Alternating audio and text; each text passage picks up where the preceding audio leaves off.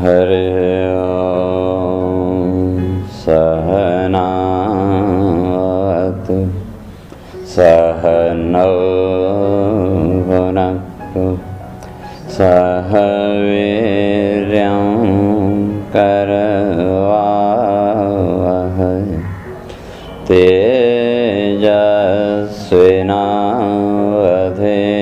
तेजस्विनावधीतमस्तु मा विद्विषावहै। ओम शांति शांति शांति। शंकरं शंकराचार्यं केशवं बादरायणं सूत्रभाष्यं कृतौ वन्दे भगवन्तौ पुनः पुनः। ईश्वरो गुरुरात्मेति मूर्तिभेदविभागिने व्योमवद्व्याप्तदेहाय दक्षिणामूर्तये नमः। ओम शांति शांति शांति।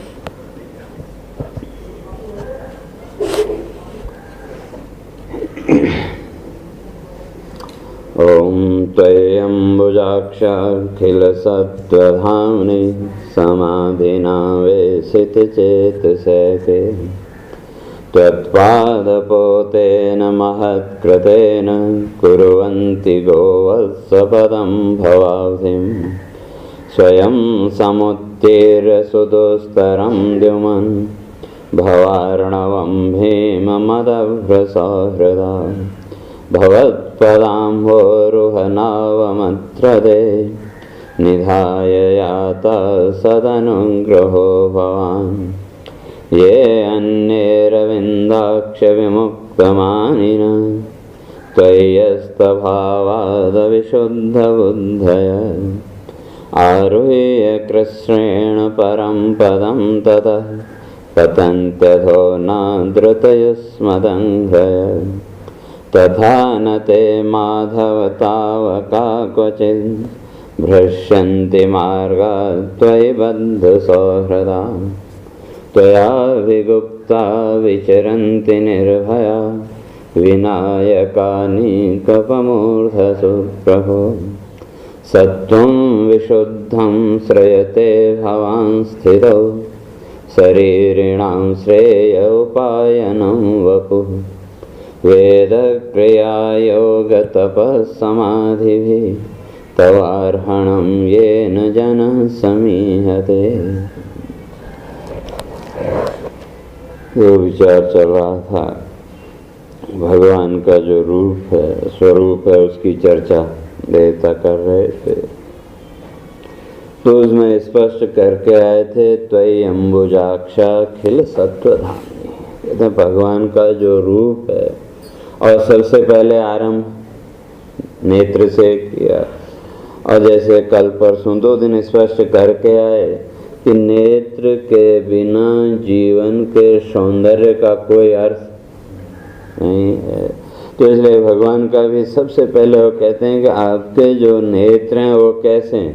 का अम्बुजः, कमल की तरह, और उसके साथ साथ संपूर्ण जो सत्वगुण है उस सत्वगुण से युक्त, अर्थात करुणामयी दृष्टि, किसी भी प्रकार का भेदभाव किए बिना प्रत्येक प्राणी के प्रति समान भाव आगे।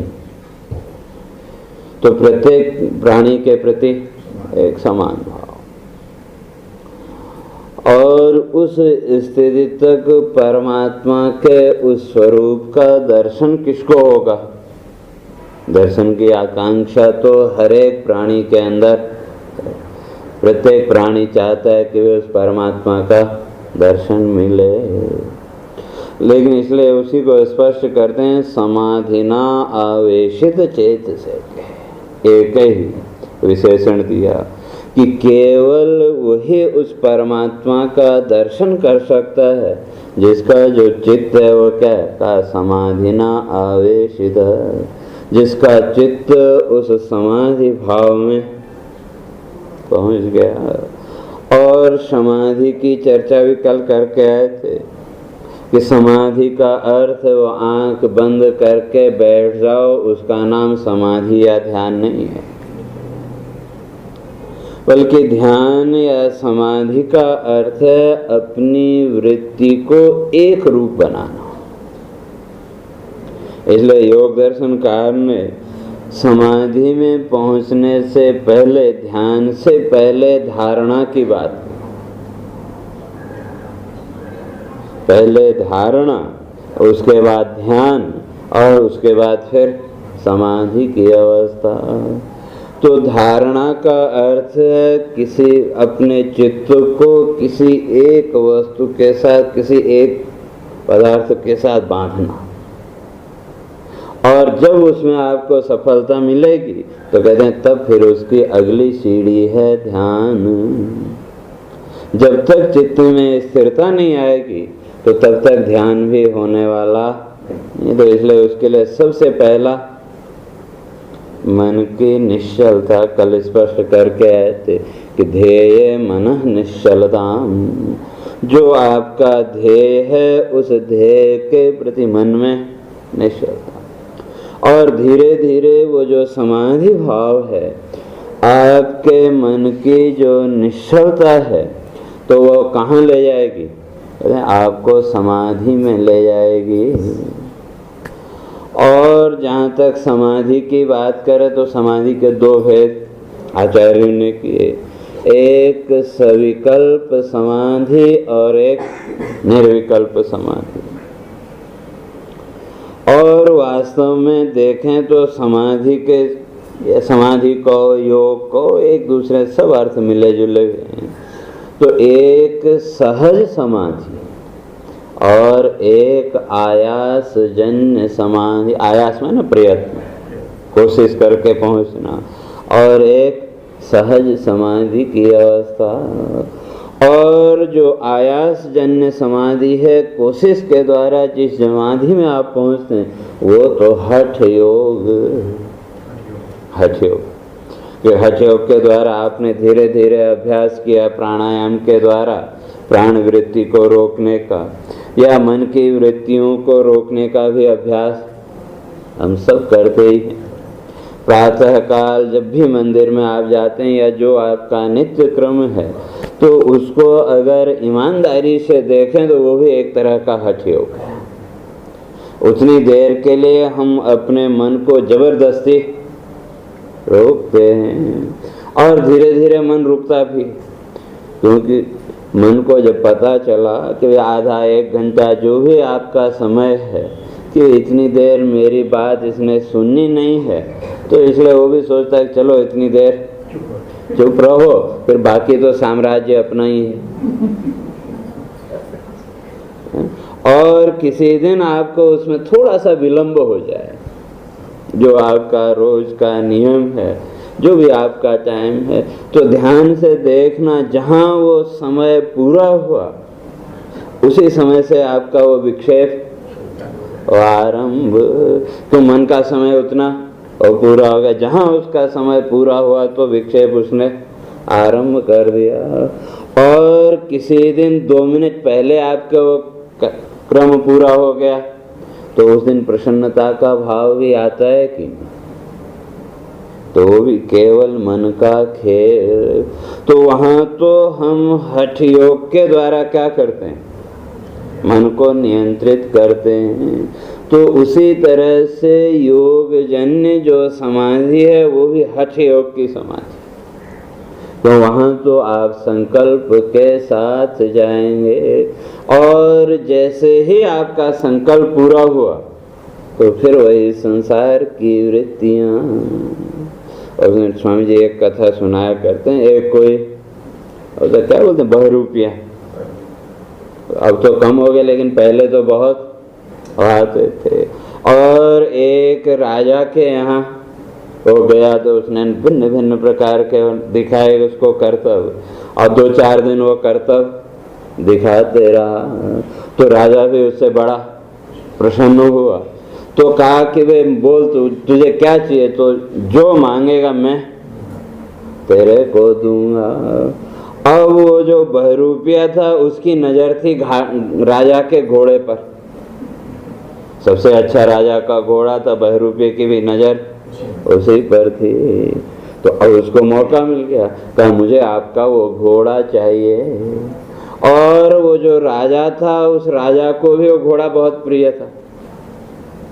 अब वचन दे दिया कि वे जो तुम मांगोगे मैं दूंगा, और उसने उसी को मांग लिया। तो अब क्या करे, तो तब राजा ने उसे कहा तुमने खेल तो बहुत दिखाए, कहा एक खेल अभी बाकी है, वो खेल तुम दिखा दो तो मैं तुमको घोड़ा दे दूंगा। कहा भाई क्या दिखाना, तो कहा तुम समाधि लगा के दिखाओ। तो कहा ठीक है महाराज, मेरे को 1 हफ्ते का आप समय दो, तो उसके बाद मैं आपको बताऊंगा। हफ्ता 10 दिन का उसने समय मांगा। तो अब सोचने लगा क्या करें, समाधि लगाना तो आता नहीं और समाधि के बारे में सुना भी है। तो इतने में उसको पता लगा कि दूर कहीं जंगल में एक कुटिया में कोई संत रहते हैं, तो उनका अभ्यास अच्छा है, तो भागा भागा उनके पास गया और पैरों में गिर पड़ा। तो उसने कहा ऐसे वैसे, पहले तो संत ने मना किया, लेकिन वो जिद पे अड़ गया कि अगर आपने नहीं बताया तो मैं यहीं जो है तो अपने प्राण दे दूंगा। तो फिर मजबूरी में उनको बतानी पड़ी विधि, और वो समाधि लगाने की विधि जब बता रहे थे तो इसके ध्यान में तो वही समाधि कैसे लगानी वही जानना, उससे आगे की प्रक्रिया से तो कोई मतलब है नहीं। तो जैसे ही समाधि में जाने की प्रक्रिया संत ने बताए तो वहां से भाग खड़ा होगा। तो विधि तो पता लगी, संत रोकते रहे, वे उसके आगे की विधि भी तो सुन। बोला नहीं महाराज आगे नहीं सुनना, मेरे को तो भाई इतना है, मेरे को तो समाधि लगा के दिखानी है बस। तो गया वहां से भाग के पहुंचा राजा के पास, कहा नहीं मैं अब आपको समाधि लगा के दिखाऊंगा। राजा ने कहा ठीक है दिखाओ।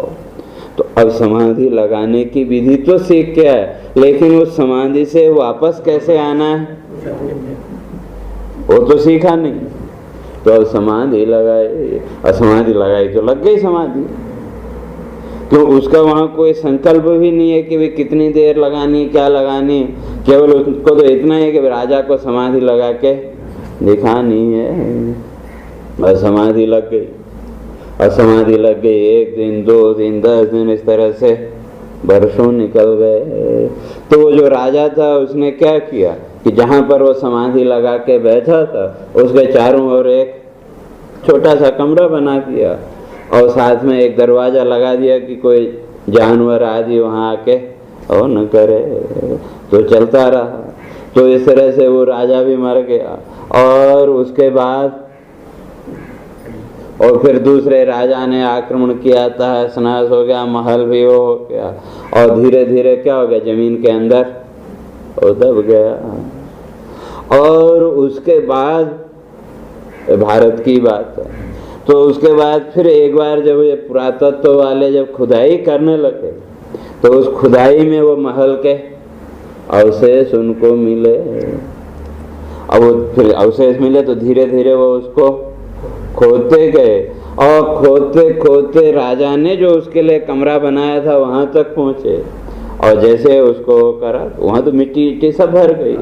तो जो खुदाई करने वाला खोदते खोदते क्या हुआ, उसके जो कुदाल का फल था वो उसके लगा सिर पे, और सिर पे लगते उसकी समाधि एकदम टूट गई। तो चिल्लाने लगा मैं तो घोड़ा लूंगा घोड़ा लूंगा। तो फिर उसको लोगों ने पूछा वे क्या कैसा है, तो तब उसने वो कहानी बताई। और वो जिस काल में उसने समाधि लगाई तो उसको तो 50, 60, 100, 150 साल और निकल चुके, लेकिन फिर भी समाधि में जाने पर भी क्या हुआ, वो जो संस्कार थे वो तो मिटे नहीं। क्यों, जैसे ही वो समाधि से बाहर आए तो तुरंत वही पूर्व के संस्कार। इसलिए जो हठ योग की समाधि है वो थोड़ी देर के लिए आपको इस संसार के बंधनों से बचा तो सकती, थोड़ी देर के लिए, लेकिन अगर वास्तव में देखें तो बचे नहीं। केवल उतनी देर के लिए संस्कारों का जो चक्र है वो रुक गया। जैसे वो सीडी आदि आप चलाते हैं तो उसमें एक बटन होता है पॉज का, कोई आप देख रहे हैं इतने में कोई काम आ पड़ा तो आपने क्या किया, वो एक पॉज बटन दबाया और चल दिया, अपना जो भी काम था वो करके आए, फिर उसी बटन को दबाया तो वहीं से वो रील फिर चल पड़ी ऐसी। लेकिन जो सहज समाधि है, कहते हैं उस स्थिति में जब एक बार आप पहुंच गए तो वहां से फिर वापस नहीं आना पड़ेगा। तो सहज समाधि का अर्थ वही है कि हर समय उस परमात्मा का चिंतन, और जब उस स्थिति में पहुंच गए तो क्या फिर संसार का सुख दुख आदि इसका कोई अर्थ जीवन में रह ही नहीं जाएगा। और उस सहज समाधि का वर्णन आपके इसी भागवत के प्रसंग में प्रहलाद ने स्पष्ट किया। और न हिरण्यकश्यपु, तो हिरण्यकश्यपु ने प्रहलाद को मारने के लिए कितने प्रयत्न किए, लेकिन हर एक प्रयत्न उसका व्यर्थ होता गया। अंत में जब वो थक गया कि उसकी सारी जितनी भी शक्तियां थी, जितनी भी सामर्थ्य थी, वो सारी सामर्थ्य जब समाप्त हो गई तो तब वो एक दिन उसने बुलाया प्रहलाद को, और बुला करके उससे पूछता है, कहा कि तुम ये बताओ कि तुम्हारे पास ऐसी कौन सी वो मायावी शक्ति है जिसने मेरी सारी शक्तियों को फेल कर दिया, मेरी जितनी भी शक्तियां थी वो सब नष्ट हो गई, तो तुम्हारे पास ऐसी वो कौन सी शक्ति है, मुझे भी तो बताओ। तो तब वहां वो स्पष्ट करता है कि हृदय यदि भगवान अनादिरास्ते हरे असि शंख चक्र गदाधरो अव्ययात्मा, कहते हैं यदि हृदय में उस परमात्मा का निवास हो तो कौन, हृदय यदि भगवान अनादि रास्ते, वो जो अनादि तत्व है वो अगर हृदय में है तो कैसा, तो कहा हरि ही। तो हरि का अर्थ हरणात हरि। वैसे तो हरि के कई अर्थ होते हैं। नारद जी ने भी रूप कौन सा मांगा था, हरि का मांगा था, तो हरि माने बंदर भी होता है। इसलिए हरि शब्द के बड़े गुप्ती है, मेरे को याद आ गई कि हरि बोले हरि आए, हरि गए हरि के पास, हरि कूदे जल में हरि भये उदास। हरि बोले, ये जो तो मोर को भी हरि कहते हैं, और मेढक को भी हरि कहते हैं, और बादल का नाम भी हरि है। कहते हैं हरि बोले हरि आए, तो जब वो मोर बोलते हैं तो बादल आ गए हैं, और हरि गए हरि के पास, या उसी तरह मेढक जब बोलने लगता है तो उसका भी अर्थ है कि बारिश होगी। और मेढक किसका आहार, सांप का, तो सांप को भी हरि। तो कहते हैं हरि गए हरि के पास, तो मेढक के पास सांप पहुंच गया, और सांप को देखते ही हरि कूदे जल में। मेढक ने लगाई छलांग अब पानी में, अब बेचारा जो सांप है वो एकदम उदास होकर बैठ गया, शिकार हाथ से निकल गया। वैसे लोक व्यवहार में कई अर्थ हैं, लेकिन यहाँ हरि का अर्थ हरणात हरि। तो जो जीवन के दोषों को, जीवन के विक्षेपों का हरण करने वाला है वो हरि। और कैसा कहा, असे शंख चक्र गदा धरो अव्ययात्मा। और वो कैसा कहते हैं, अव्ययात्मा। और हमारे यहाँ एक विशेषता है कि जितने भी देवी देवता हैं हर एक के हाथ में कोई न कोई आयुध है, कोई न कोई अस्त्र है। और ये जितने भी अस्त्र हैं, जितने भी आयुध हैं, ये प्रतीक हैं उपासना के फल का। कि उस देवता की आप उपासना करेंगे तो उससे आपको वो लौकिक फल मिलेंगे। जैसे विष्णु के ही रूप देखो तो कितने 24 अवतार तो हैं, और उन 24 अवतारों में आयु तो वही है, लेकिन क्रम बदलता चला गया। लेकिन यहाँ कहते हैं हरि असि शंख चक्र गदा धरो अव्ययात्मा। तो भगवान विष्णु के हाथ में आयुध कितने, 4 हैं, 4 हाथों में शंख चक्र गदा और पद्म। लेकिन यहाँ एक बदल दिया, कहते हैं असि ही खड्ग तलवार। तो तलवार भी है और शंख चक्र गदा, तो पद्म की जगह तलवार। क्यों, पहले कह के है कि उनका जो रूप है, स्वरूप है, वही क्या है, वो तो कमल के सदृश ही है। तो जिसका पूरा स्वरूप ही कमल के सदृश हो तो क्या फिर हाथ में कमल की वहाँ जरूरत नहीं। लेकिन कोई ऐसा विरोध हो नहीं है, तो कहते हैं सबसे पहले असि ही तलवार। और तलवार का काम क्या है, काटना। तो किसको, अशुभ को। या उसकी जगह अगर कमल को लें तो कमल है निर्लिप्तता का प्रतीक। तो विष्णु की उपासना के द्वारा आपको क्या क्या मिलेगा, या किस देवता की उपासना के द्वारा आपको क्या क्या मिलेगा, अगर उस फल का विचार करना तो उन अस्त्रों को, आयुधों को देखो। तो भगवान की जो गदा है, जितने भी चित्र हैं जहाँ भी उस गदा को देखो, गदा हमेशा जमीन से स्पर्श किए हुए। और जो पृथ्वी है वो है स्थिरता का प्रतीक। तो भगवान की उपासना से क्या मिलेगा, तो कहते हैं सबसे पहले तो जीवन में स्थिरता, जीवन का जो विक्षेप है वो कम होगा। और उस विक्षेप को काटने के लिए तलवार तो चाहिए ज्ञान रूपी। और जब जैसे जैसे वो स्थिरता जीवन में आई तो दूसरी तरफ है कमल। तो कमल प्रतीक है निर्लिप्तता का। तो धीरे धीरे आपके जीवन में असंगता का भाव भी वो आता जाएगा। और ऊपर जो दोनों हाथ उठे, एक तरफ चक्र और एक तरफ शंख।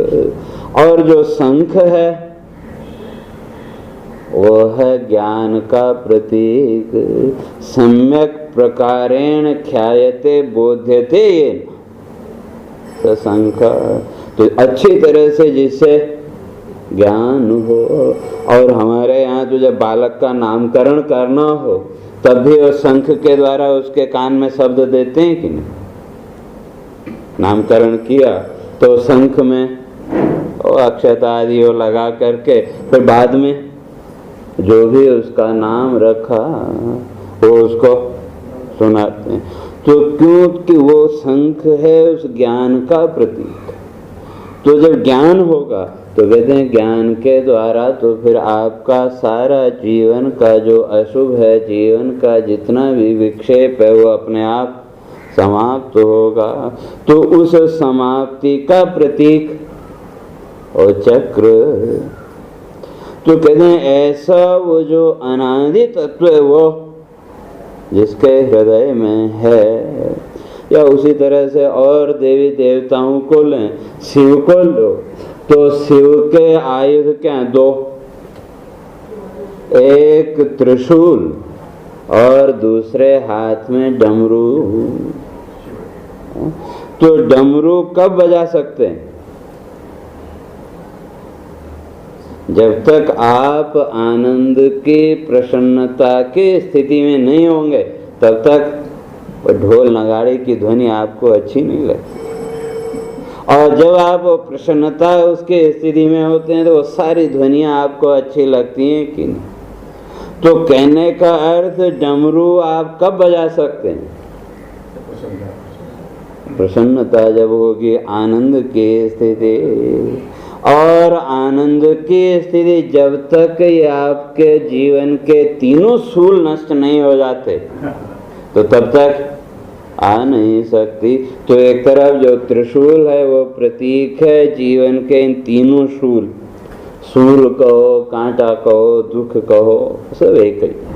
तो जब तक ये त्रिविध ताप, आदि भौतिक, आदि दैविक और आध्यात्मिक, इनका क्षय नहीं हो जाता, नाश नहीं हो जाता, तो तब तक आप डमरू नहीं बजा सकते।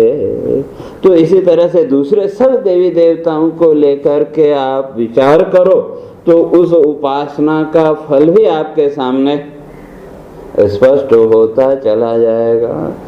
तो इस तरह से वहाँ जब हिरण्यकश्यप ने पूछा तो तब वो प्रहलाद उत्तर देता, कहा मेरे पास कोई शक्ति नहीं है, लेकिन एक बात है, कहा अगर हृदय में उस परमात्मा का निवास हो, निरंतर उस परमात्मा का अगर चिंतन हो, तो कहते हैं कि भाई कि जब वो परमात्मा स्वयं गदाधर हो, अव्यय आत्मा, और वो अव्यय जो स्वरूप है वो तो स्वयं प्रकाश रूप, कहते हैं फिर उस प्रकाश के सामने अंधकार टिक कहाँ सकता है? तुम्हारी जितनी भी ये मायावी शक्तियां, ये सब क्या हैं? ये तो सब तामसी शक्तियां हैं। तो सात्विक शक्ति के सामने तामसी जो शक्तियां वो टिक नहीं सकती। तो इसलिए वो कहता है कि मेरे पास शक्ति नहीं, मेरे पास तो केवल उस परमात्मा का एकमात्र वही आधार है।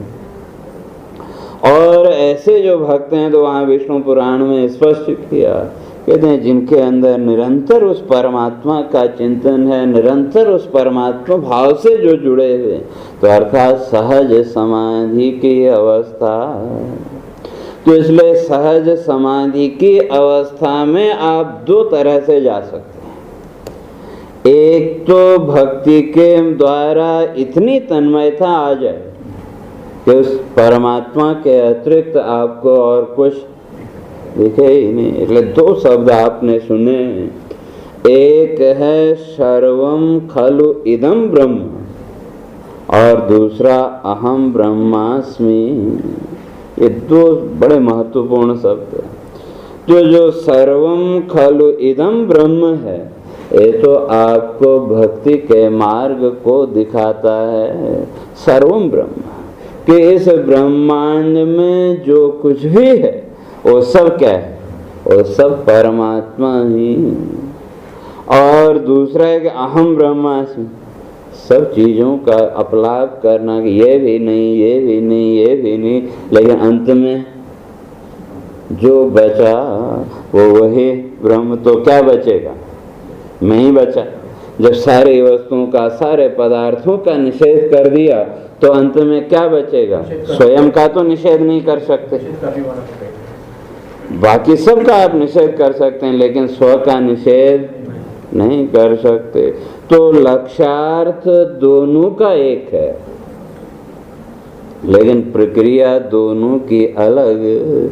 तो भक्ति में जोड़ने की प्रक्रिया है और ज्ञान में छोड़ने की प्रक्रिया है, लेकिन अंत में पहुंचाएंगे दोनों एक ही उसमें।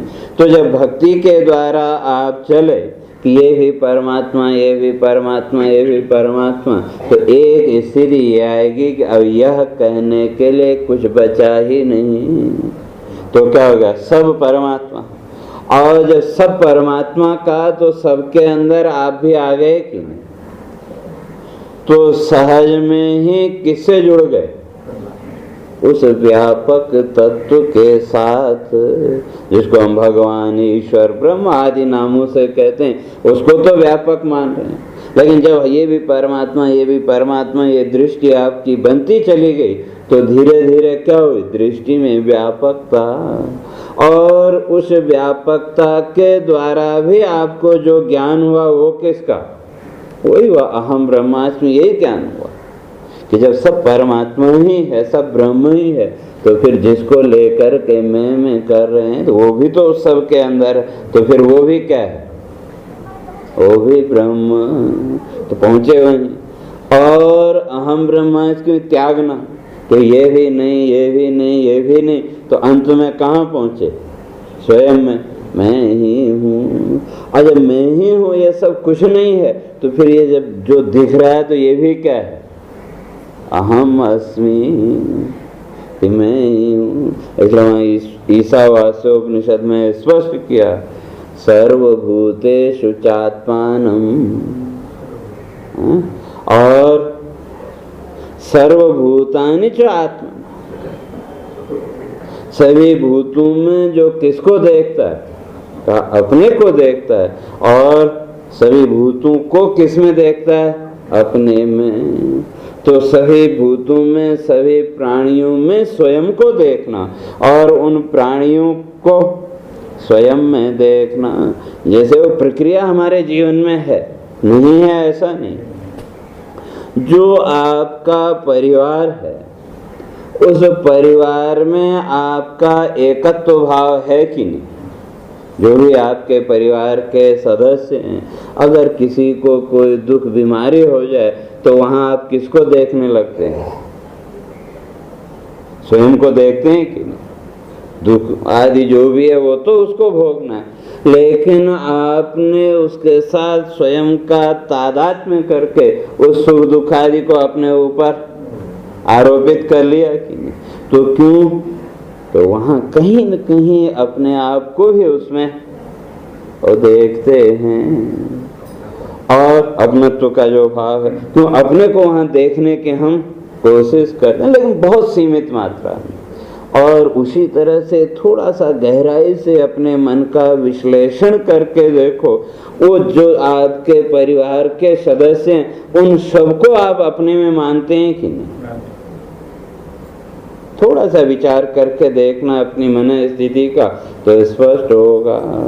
तो कहने का अर्थ व्यापकता के साथ जुड़ने का अभ्यास नहीं है, ऐसा नहीं, लेकिन वो अभ्यास केवल अपने स्वार्थ तक सीमित है।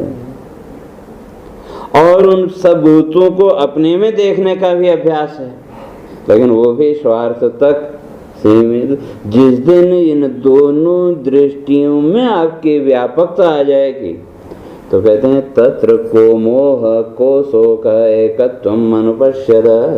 फिर तो जीवन से सारा शोक मोह निकल जाए। जब एक ही तत्व है, तो फिर किसके लिए शोक और किसके लिए मोह? क्योंकि जितना भी जीवन का भोग है, वो तो शरीर का प्रारब्ध। तो ये दो वृत्तियां, तो ये दोनों वृत्तियां आपको उस ईश्वर की सहज समाधि की अवस्था में ले जाती हैं। और जब आप उस सहज समाधि की अवस्था में पहुंच गए, कहते हैं संसार तो अपने आप छूट जाएगा, उसको छोड़ना नहीं पड़ेगा। जैसे बचपन में खिलौनों से खेलते रहे, लेकिन जैसे जैसे बात समझ में आती गई, वो खिलौने छोड़ने पड़े या अपने आप छूट गए?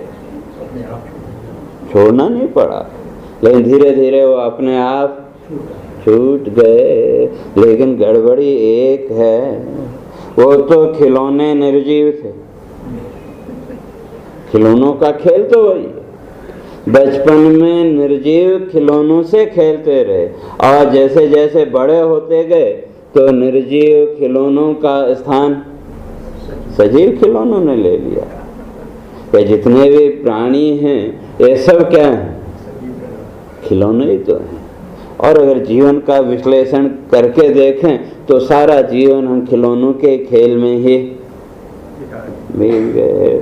लेकिन कहने का अर्थ ये कि जैसे वो निर्जीव खिलौने छूटे, जब आपको बोध हुआ, जब धीरे धीरे ज्ञान आपका परिपक्व हुआ, तो निर्जीव खिलौने अपने आप छूट गए।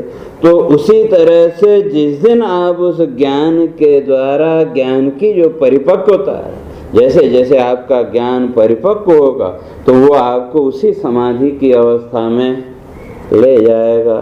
और जब आप उस सहज समाधि की अवस्था में पहुँचे, ये सजीव खिलौने भी अपने आप छूटते चले जाएंगे। और कब छूटे आपको पता भी नहीं लगेगा कि जैसे वो खिलौने कब छूटे, अगर कोई हमसे पूछे तो हमको नहीं पता, हाँ छूट गए इतना पता। तो उसी तरह से सहज समाधि की भी स्थिति, और जो उस स्थिति में पहुंच गया तो कहते हैं उसके जीवन की स्थिति क्या होगी, तो क्या वो तो समत्व भाव में। इसलिए भगवान ने गीता के 5वें अध्याय में स्पष्ट किया कि इहैव तैर्जितः सर्ग येषां साम्ये स्थितं मन निर्दोषं हि समं ब्रह्म तस्मात् ब्रह्मणि ते स्थिता।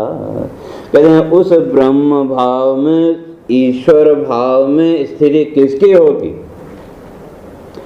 इहैव तैर्जितः सर्ग, इहैव न अस्मिन् एव जन्मनि, इसी जीवन में, यही जिसने क्या कर लिया, जितः सर्ग, सर्ग माने सृष्टि, ये जो माया का जो प्रपंच है, तीनों गुणों का ये जो प्रपंच है, इसके ऊपर जिसने विजय प्राप्त कर ली, तो किसकी विजय प्राप्त होगी? तो कहते हैं येषां साम्ये स्थितं मनः, कि जिनका मन उस समत्व के भाव में आ गया। और उसी को भगवान ने फिर गीता के 18वें अध्याय में जाके और 9वें अध्याय के अंतिम में स्पष्ट किया कि मन मना भव मद्भक्त। तो भगवान कहते हैं मन मना भव, जो 5वें अध्याय में बात कही उसी को फिर आगे केवल शब्दों का थोड़ा फेर है, कहते हैं मन मना भव। और उसका अर्थ सामान्यतया टीकाकार क्या करते हैं,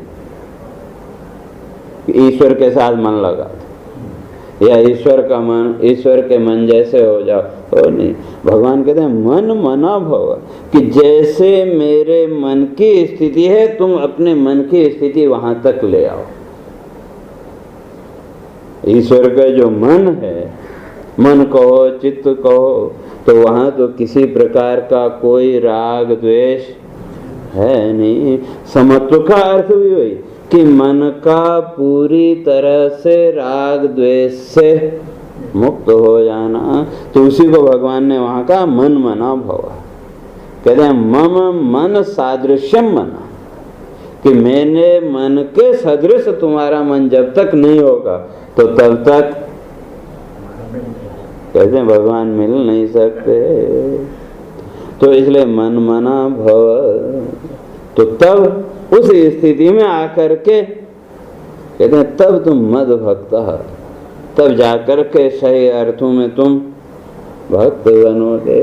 और भक्ति की पहचान यही है कि भक्ति आपके हृदय की जो संकीर्णता है, जो संकोच है, उसको मिटाती है। तो भक्ति का काम ही है कि आपके हृदय का जो संकुचित भाव है उसको मिटाना। तो व्यष्टि से ऊपर उठा करके आपको इस समष्टि के साथ जोड़ना, इस ब्रह्मांड के साथ जोड़ना।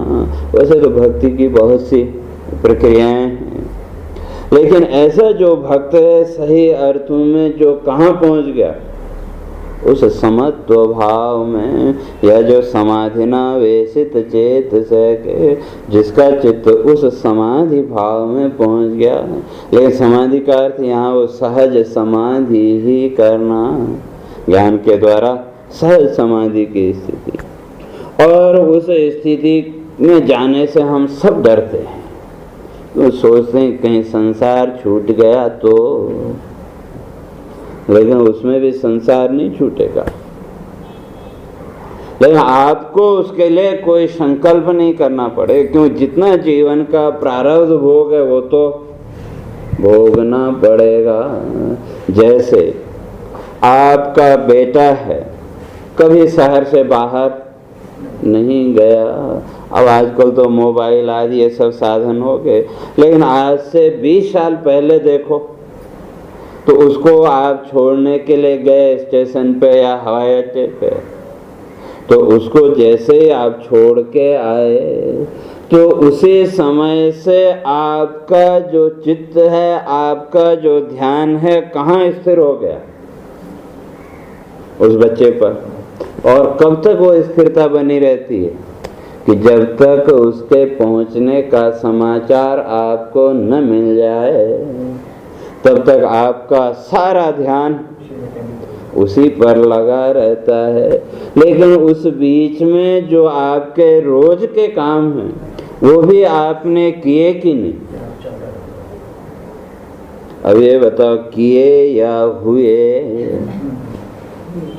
उस दिन करना नहीं पड़ता है। और दिन आपको दाल में नमक डालना हो तो सोचना पड़ेगा कि इतना डालूं कि इतना डालूं, लेकिन जब आपका ध्यान वहाँ लगा हुआ है तो आपको सोचना नहीं पड़ता है। और उस अवस्था में कोई आपका काम बिगड़ा हो ऐसा भी नहीं है। अब कोई दूसरी चिंता हो, चिंता के कारण आप किसी ध्यान में हो तब तो काम आपका बिगड़े।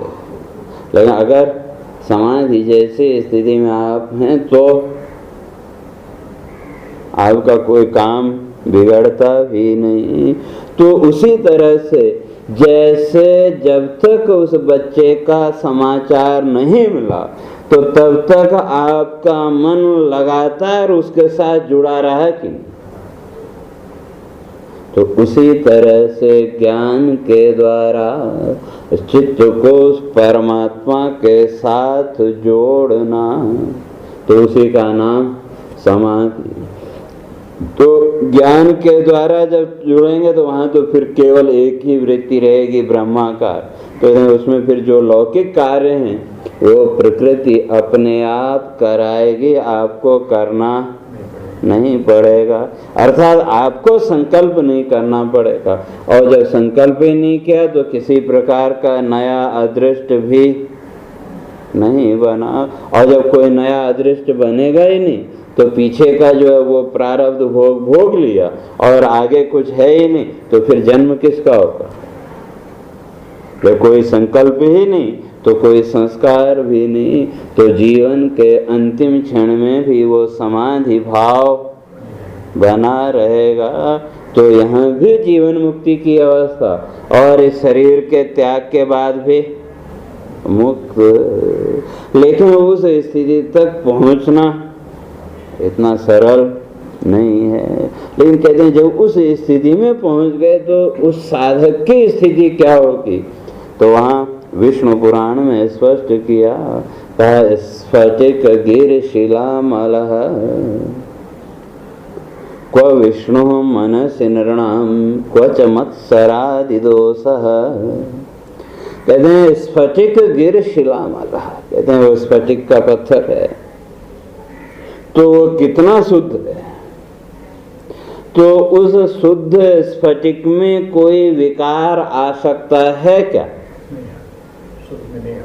तो उसके सामने आपने एक लाल फूल रखा तो लालिमा तो उसमें दिखेगी, लेकिन स्फटिक लाल होने वाला नहीं है। और काली वस्तु रखी तो उसमें कालापन दिखेगा, लेकिन काला होने वाला नहीं है। तो ऐसे जो परमात्मा के भक्त हैं, जो ज्ञानी हैं, इसलिए भगवान ने भक्त के भी 4 प्रकार गीता में स्पष्ट किए।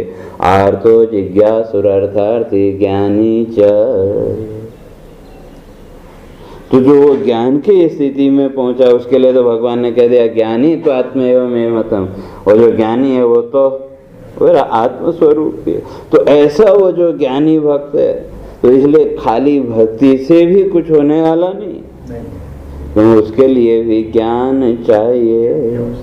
इसलिए जो ज्ञानी है वो भक्त होगा, लेकिन जो भक्त है जरूरी नहीं वो ज्ञानी हो। रावण जैसों को देखो, चारों वेदों का प्राकांड विद्वान होते हुए भी और भगवान शिव के इतना दृढ़ भक्त, लेकिन फिर भी जीवन की स्थिति का विचार करो तो उसको ज्ञानी कहोगे क्या? विद्वान है, साधक है, साधना बहुत की, इतनी साधना के भगवान ने जो सोने की लंका अपने लिए बनाया, स्वर्ण महल, वही जो है तो उनको देना पड़ा, लेकिन फल क्या मिला?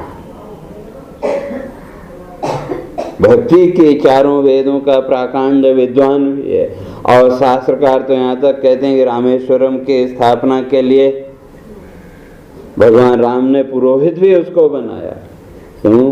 कि पुलस्त्य ऋषि का पुत्र, ऋषि परंपरा से जुड़ा हुआ, लेकिन फिर भी भक्त भी है, भक्त नहीं है ऐसा नहीं कैसे, लेकिन फिर भी अपने अहंकार के कारण सब होते हुए भी असुर बन गया कि?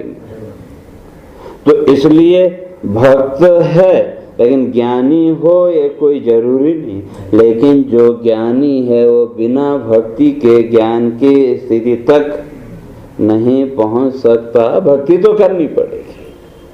अगर शास्त्रीय ज्ञान की बात करो तो शास्त्र की भी तो भक्ति करनी पड़ेगी। शास्त्र का जब तक विचार नहीं करेंगे, जब तक चिंतन नहीं करेंगे, तो वो भी ज्ञान स्पष्ट होने वाला नहीं है। और जीवन में कुछ चाहिए तो उसके लिए ईश्वर आराधना। तो बस इतना ही है कि जो ज्ञानी है वो भी भक्ति करता है, लेकिन उसको इन बाह्य आडंबरों की जरूरत नहीं है। और एक जो सामान्य व्यक्ति है तो उसको बाह्य आडंबर ज्यादा चाहिए, बस अंतर इतना ही। तो एक के जीवन में बाह्य आडंबरों की प्रधानता और दूसरे के जीवन में ज्ञान की प्रधानता। तो वो जो स्थिति कहते हैं उस स्फटिक की तरह, और कहते हैं को विष्णु मनुष्य, यदि उस विष्णु ही का ही निवास आपके मन में है तो कहते हैं क्वच मत्सरादि दोष, कहते हैं मद मत्सर आदि, फिर ये दोष रहेंगे कहाँ? क्यों? परमात्मा का तो जो स्वरूप है वो तो प्रकाश रूप, लेकिन हम उस परमात्मा का दर्शन तो करना चाहते हैं, लेकिन अपने पात्र को हम खाली नहीं करते। मन रूपी जो पात्र है, मन कहो, चित्त कहो, अंतःकरण कहो, तो मन में हमने किसको भर रखा? वही संसार के पदार्थों को, संसार की वासनाओं को। अब जब बर्तन पहले से ही भरा हुआ हो तो उसमें नई वस्तु रख सकते हैं क्या? अगर कोई सामान रखना हो, बहुत जरूरी हो, तो जगह खाली करनी पड़ती है कि नहीं? तो उसी तरह से ये जो मन रूपी हमारा जो पात्र है, यहाँ हमने क्या किया? तो संसार की वासनाओं से पहले ही भरा हुआ है। तो अगर भगवान को हमने आमंत्रित भी किया तो आएगा भी तो कहाँ रहेगा? जगह तो होनी चाहिए। जैसे नवरात्रियां आती हैं, अभी आएंगी, तो नवरात्रि में आप कलश स्थापना आदि करते हैं, और यहाँ करते हैं कि नहीं पता नहीं। तो उस कलश स्थापना के लिए आप एक जगह नियुक्त करते हैं कि नहीं? तो भाई इस जगह में हम रखेंगे, और विधि विधान से उसको स्थापित किया। लेकिन स्वयं के जीवन का विश्लेषण करके देखें तो उस परमात्मा के लिए हमने अपने जीवन में कोई स्थान नियुक्त किया क्या आज तक? चाहते तो हैं कि परमात्मा का दर्शन हो जाए, ईश्वर का दर्शन हो जाए, लेकिन अपने हृदय को टटोल के देखें तो वहां कहीं स्थान है क्या उसके लिए? और जब तक वो स्थान नहीं बनेगा तब तक परमात्मा का प्राकट्य, उस ज्ञान की अभिव्यक्ति भी होने वाली नहीं है। और एक बार वो प्राकट्य हो गया, एक बार उसके लिए स्थान बन गया, तो कहते हैं क्वच मत्सरादि दोष, फिर जीवन में कोई दोष रहेगा ही नहीं। तो कैसे? कहते हैं नहीं तुहिन मयूख पुंजे होतासना, रश्मि पुंजे भवति दीप्तिजः प्रकाश, कहते हैं जैसे जो अग्नि आपने जलाई और जो प्रज्वलित अग्नि है, तो उस अग्नि के सामने अंधकार रह सकता है क्या? या उसी तरह से सर्दियों के मौसम में ओस गिरती है तुहिन कण, तो सुबह सुबह उठ के देखो तो ओस कितनी सुंदर दिखती है, लेकिन जैसे ही सूर्योदय हुआ, सूर्य की किरणें उसमें पड़ी तो एक क्षण के लिए तो चमकी, लेकिन फिर थोड़ी देर में समाप्त। तो कहते हैं उसी तरह से वो जो आत्मा का या उस ईश्वर की स्थिति का, उसकी उपस्थिति का जो प्रकाश है, तो क्या वो आपके जीवन को या उस साधक के जीवन को कैसे चमकाएगा? कहते हैं जैसे सुबह सुबह वो पानी की छोटी सी बूंदें एकदम मणि की तरह चमकती हैं कि, तो जैसे वो मणि की तरह वो पानी की बूंदें चमकने लगी, तो उसी तरह से जो साधक है उसका जीवन भी क्या होगा, उस आत्मज्ञान से प्रकाशित हो जाएगा। और जो विरोधांश का वो धीरे धीरे अपने आप, तो उस जल में जो शोषित अंश था चमका भी, तो उसके अंदर जो तत्व था उसको सूर्य की किरणों ने क्या किया, प्रकाशित किया। शुद्ध जल है इसलिए, और अगर गंदा पानी हो तो थोड़ा बहुत तो बनेगा, लेकिन ज्यादा वो चमक नहीं बनती। तो उसी तरह से कहते हैं कि जैसे वो जो प्रकाश के सामने अंधकार नहीं रहता, तो उसी तरह से मत्सर आदि कोई दोष रहेंगे नहीं, और आपके जीवन का जो सौंदर्य है वो सौंदर्य चमक उठेगा। इसलिए यदि सौंदर्य की बात करें तो उसके भी दो भेद, एक बाह्य और एक आंतरिक। तो जो बाह्य सौंदर्य है वो क्षणिक है, और आंतरिक सौंदर्य वही आत्मा का सौंदर्य, ज्ञान का सौंदर्य। तो वो जो आंतरिक सौंदर्य कहते हैं वो प्रकाशित होगा, और जिसके हृदय में उस परमात्मा का निवास है, तो कहते हैं उसका जो रूप है वो कैसा हो जाएगा, कहते हैं सौम्य रूप है। जैसे बड़े बड़े साधु संतों को या उच्च कोटि के जो साधक हैं उनको आपने देखा होगा, तो उनके चेहरे पर कभी कोई विषाद की छाया आपको नहीं दिखेगी। वहाँ हर एक के प्रति एक सौम्यता का भाव, समानता का भाव, कोई अपने पराये का वहाँ कोई भाव नहीं है। जो कहते हैं उसी तरह से वसति हृदय सनातने तस्मिन् भवति पुमान् जगतोस्य सौम्य रूप। कहते हैं वो जो साधक है उसका इस संसार में जो रूप है वो कैसा हो जाएगा, सौम्य रूप। तो सौम्यता का सारे गुणों से युक्त और राग द्वेषादि विकारों से रहित। तो क्या वो सौम्यता है कैसी, तो उसको स्पष्ट करते हैं। कहा जैसे एक वृक्ष है, वृक्ष इस जमीन से रस लेता है, मेहनत तो अपने की, और वो रस धीरे धीरे फल के रूप में परिणत हुआ, पत्ते आदि के रूप में। तो कहते हैं वो जो वृक्ष है संसार के प्रत्येक प्राणी को समान रूप से छाया दे रहा है कि नहीं, और छाया देने के लिए भी उसको क्या करना पड़ता है। कहा कि जो सूर्य का प्रकाश है इतना प्रचंड ताप, तो उसको स्वयं सहन करता है, और जो उसके आश्रय में आए उनको शीतलता देता है, छाया देता है। और जब फल लगे हों तब, अब चाहे कोई मनुष्य जाए चाहे पशु पक्षी जाए, हर एक को समान रूप से वो दे रहा है कि नहीं, कोई भेदभाव है क्या उसके अंदर।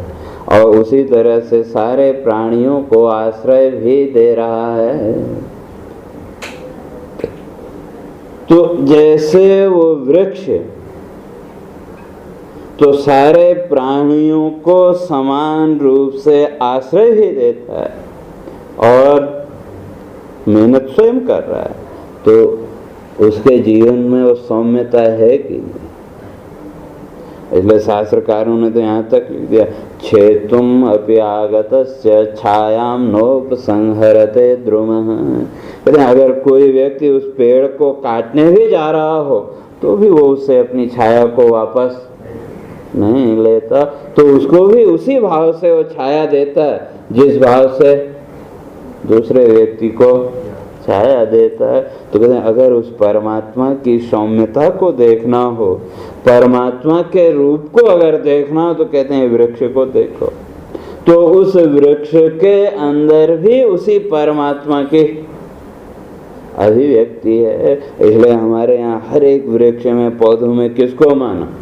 बड़, पीपल आदि सबके अंदर वो ईश्वर भाव लाने का अर्थ यही है कि हरेक वृक्ष के अंदर, हरेक वनस्पति के अंदर वही परमात्मा की सौम्यता। जितनी भी वनस्पति देखो इस संसार में, सबके अंदर वो एक ही भाव। तो कहते हैं वो जो सौम्य रूप है, तो वो सौम्यता, तो जो साधक है तो उसके अंदर भी वही सौम्यता आएगी, अर्थात उसके जीवन में कोई फिर भेद भाव आदि और नहीं रहेगा। इसलिए पुरानी कहावत है कि जो उच्च कोटि के संत महापुरुष हैं, तो कहा उनके यहाँ भेड़ और बकरी दोनों एक घाट पे पानी पीते, शेर और बकरी। तो क्यों? वो उनका प्रताप है, उनकी जो साधना, उस साधना का बल है। इसलिए योग दर्शनकार ने स्पष्ट किया का जो ऐसे जो साधक हैं, कहते हैं उनके संपर्क में जाते ही आपके जीवन का सारा विक्षेप अपने आप निवृत्त हो जाएगा, अपने आप नष्ट हो जाएगा। क्यों? उनकी वो जो साधना है, वो साधना का वो फल है, उनकी वो जो सौम्यता है, उस सौम्यता का फल। जैसे किसी वृक्ष के नीचे आप रास्ते में बैठे हो, थके हो, छाया में आप बैठे हैं, इतने में कोई दूसरा व्यक्ति भी आया तो उसको भी समान भाव से आप बैठने देते हैं कि भले आपका शत्रु हो, मित्र हो, जो भी हो, तो वहाँ कोई द्वेष भाव। लेकिन जहाँ आपका अपना है तो वहाँ थोड़ा सा हम आ जाते कि हमारी जगह क्यों बैठे हो। लेकिन वहाँ बाहर किसी प्रकार का कोई, या जैसे यात्रा में आप जाते हैं तो वहाँ हर एक के साथ उस समानता का भाव है कि नहीं। तो कहते हैं उसी तरह से उस परमात्मा का यदि हृदय में निवास हो गया, लेकिन उसके लिए तो पहले जगह खाली करनी पड़ेगी, और जितनी जगह खाली करेंगे उतने अंश में परमात्मा के स्वरूप की अभिव्यक्ति भी होगी। लेकिन यही सबसे मुश्किल काम है। बातें तो हम सब करते हैं, लेकिन जीवन में प्रयोग में लाने में सबसे मुश्किल काम यही है कि अपने हृदय को उस परमात्मा के लिए खाली करना। और जिस दिन खाली करने में सफल हो गए, उस दिन संसार के सारे बंधनों से भी अपने आप मुक्त हो जाएंगे। क्योंकि उस परमात्मा के प्रकाश में फिर जीवन में किसी प्रकार का कोई दुख आदि रह ही नहीं सकता। तो इसलिए कहते हैं त्वत्पाद पोतेन महत्कृतेन कुर्वन्ति गोवत्स पदम भवाब्धिम। तो कहते हैं अगर उस परमात्मा के चरण का सहारा मिल गया तो कहते हैं फिर तो ये संसार सागर आसानी से पार हो जाएगा। तो उसकी चर्चा अपने फिर कल करेंगे। तो अब सीधे होके बैठे।